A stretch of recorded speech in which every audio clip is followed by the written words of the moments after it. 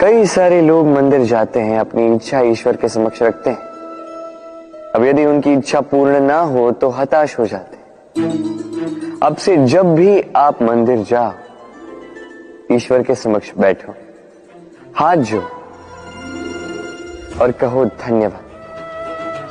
धन्यवाद ईश्वर, आपने मुझे जो कुछ भी दिया है उसमें मैं प्रसन्न हूं।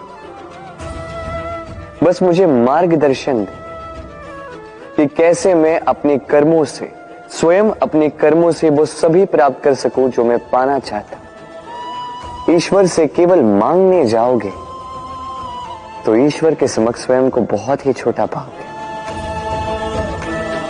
किंतु यदि स्वयं कर्म करके ईश्वर को धन्यवाद कहने जाओगे तो सही अर्थ से आपको ईश्वर मिल जाएंगे। राधे।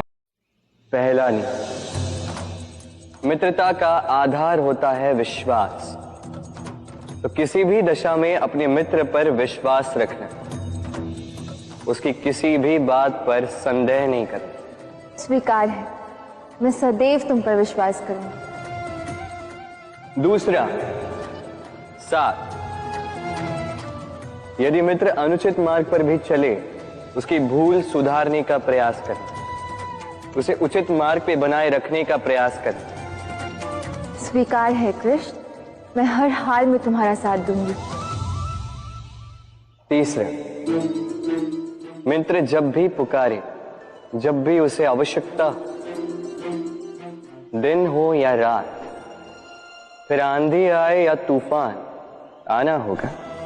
अवश्य कृष्ण, वो मित्र है क्या जो आवश्यकता। वीडियो पसंद आया तो ऐसे ही स्मरण रखिएगा, जिन संबंधों में कोई नोक झोंक नहीं, कोई रूठना मनाना नहीं, कोई छोटी मोटी लड़ाइयां नहीं, वो संबंध केवल और केवल मस्तिष्क से निभाए जा रहे हैं,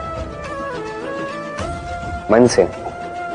तो इस मन से प्रेम कीजिए और इन छोटी मोटी लड़ाइयों का, इस खट्टी मीठी नोक झोंक का आनंद उठाइए, क्योंकि इसमें भी प्रेम है।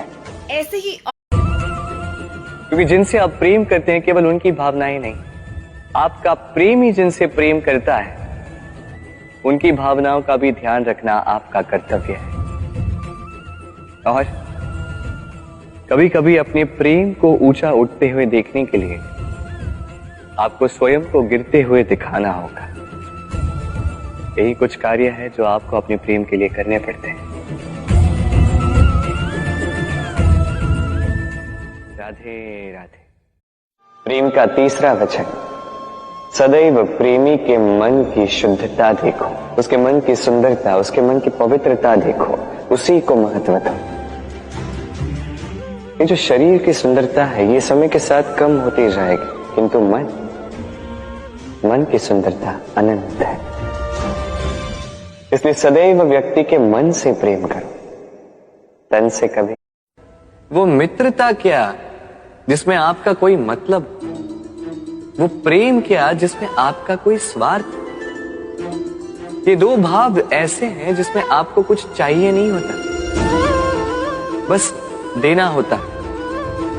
आपका समय, आपकी भावनाएं, आपका सुख कुछ मांगने के लिए करोगे तो वो मित्रता कैसे, कुछ पाने के लिए करोगे तो वो प्रेम कैसे। संकट से जुड़ी ये 3 बातें सदैव स्मरण रखना। पहली, जिन्होंने आपको संकट में डाला उन्हें कभी मत भूलिएगा और भविष्य में सदैव उनसे सावधान रहिए। दूसरी, जिन्होंने संकट के समय पर आपका साथ छोड़ दिया वो आपके मित्र नहीं है, परजीवी हैं और कभी भी भविष्य में उनसे कोई आशा मत रखिएगा। और तीसरी, जिन्होंने संकट के समय पर आपका साथ निभाया, आपका मनोबल बढ़ाया, ये आपके सच्चे मित्र हैं, इन्हें कहीं मत जाने दीजिएगा।